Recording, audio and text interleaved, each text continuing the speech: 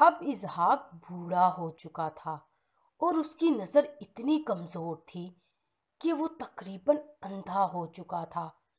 ایک دن وہ سوچنے لگا کہ مرنے سے پہلے میں اپنے بڑے بیٹے کو وہ خاص برکت دوں جو اس کا حق ہے۔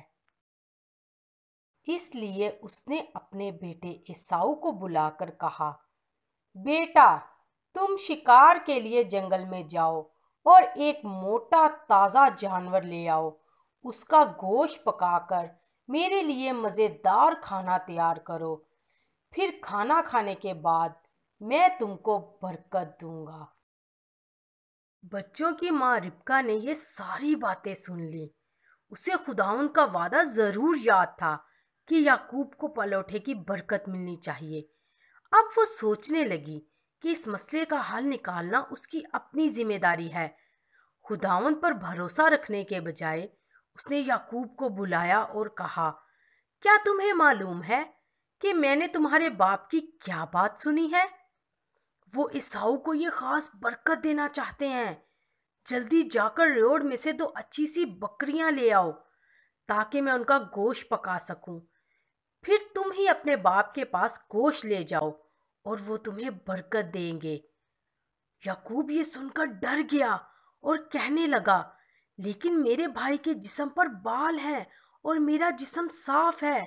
جب میرے باپ مجھ پر ہاتھ لگائیں گے تو ان کو معلوم ہو جائے گا کہ میں جھوٹ بول رہا ہوں۔ پھر برکت کی جگہ وہ مجھے لعنت دیں گے۔ لیکن اس کی ماں نے کہا، صرف میری بات مان لو، سب کچھ ٹھیک ہوگا۔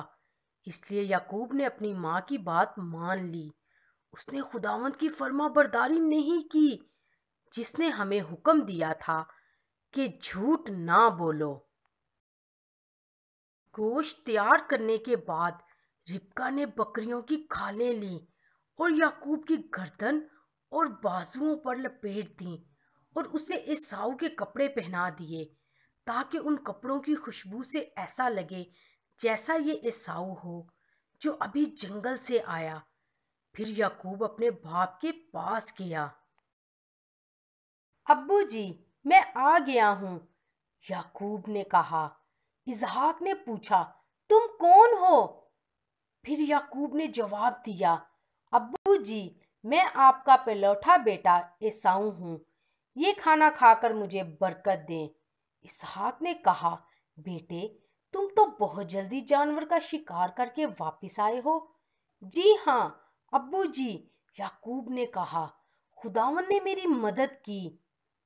اوہ، کتنی بری بات ہے!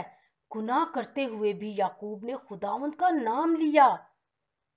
پھر اس کے باپ نے کہا، بیٹے، میرے زیادہ قریب آؤ تاکہ میں تم کو ٹٹولوں اور تسلی کروں کہ تم حقیقت میں عیساؤ ہو۔ اسحاق نے یعقوب کو اپنے ہاتھ سے ٹٹولا اور کہا، ہاتھ تو عیساؤ کے لگتے ہیں لیکن آواز یعقوب کی جیسی ہے۔ کیا تم سچ مچ عیساؤ ہو؟ یعقوب نے جواب دیا، جی ہاں ابو جی، میں عیساؤ ہوں۔ پھر اس کے باپ نے وہ مزیدار کھانا کھا لیا۔ کھانا کھانے کے بعد اسحاق نے کہا، میرے پاس آ کر مجھے چومو۔ اور جب یعقوب نے ایسا کیا تو اسحاق کو عیساؤ کے کپڑوں کی خوشبو آئی اور اس نے سوچا، ہاں، یہ میرا بیٹا عیساؤ ہے، میں اسے برکت دوں گا۔ جب اسحاق یعقوب کو برکت دے چکا تو عیساؤ جنگل سے واپس آیا۔ اس نے اپنے باپ کے لیے لذیذ کھانا تیار کیا اور اس کے خیمے میں لے جا کر کہا، ابو جی، میں گوشت لے کر آیا ہوں تاکہ آپ مجھے برکت دیں۔ یہ سن کر اسحاق کو بڑا صدمہ ہوا، لیکن یہ کون تھا جو ابھی ابھی آیا تھا؟ میں نے کس کو برکت دی ہے؟ وہ یعقوب ہوگا۔ عیساؤ بہت زیادہ غصے میں آ گیا۔ اس نے چلاتے اور روتے ہوئے باپ سے کہا، ابو جی، مجھے بھی برکت دیں، مجھے بھی۔ اسی وقت سے عیساؤ کے دل میں یعقوب سے بڑی نفرت بڑھتی گئی۔ اس نے ارادہ کیا کہ میرے باپ کی موت کے بعد میں اپنے بھائی کو مار ڈالوں گا، پھر یہ سب کچھ میرا ہی ہوگا۔ اس وقت بھی ربکا سوچ رہی تھی کہ معاملہ ٹھیک کرنے کے لیے اسے کچھ کرنا ہوگا۔ اس نے یعقوب سے کہا، تمہیں یہاں سے بھاگنا ہوگا کیونکہ یہاں رہنا بہت خطرناک ہے۔ تم اس ملک میں جہاں میں پیدا ہوئی میرے بھائی کے پاس جا کر رہو۔